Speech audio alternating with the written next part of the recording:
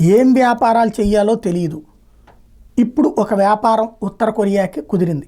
అది యుద్ధాల సందర్భంలో వాడే డ్రోన్స్, ఆత్మాహుతి డ్రోన్స్. ఇది ఉత్తర కొరియా భారీ ఎత్తున తయారు చేయబోతోంది. కిమ్ సైన్యం లక్ష్యాలపైకి దూసుకెళ్లి పేలిపోయే ఆత్మాహుతి డ్రోన్లను ఉత్తర కొరియా పరీక్షించింది. వీటి దాడుల్ని ఉత్తర కొరియా అధ్యక్షుడు కిమ్ జాంగ్ ఉన్ దగ్గరుని పర్యవేక్షించారు. ఆత్మాహుతి డ్రోన్లను భారీ ఎత్తున తయారు చేయాలని కిమ్ ఆదేశించారు.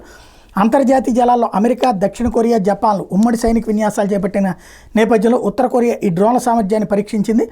ఈ మానవరహిత ఏరియల్ వెహికల్స్కి ఎక్స్ ఆకృతిలో రెక్కలు, తోక భాగం ఉన్నాయి.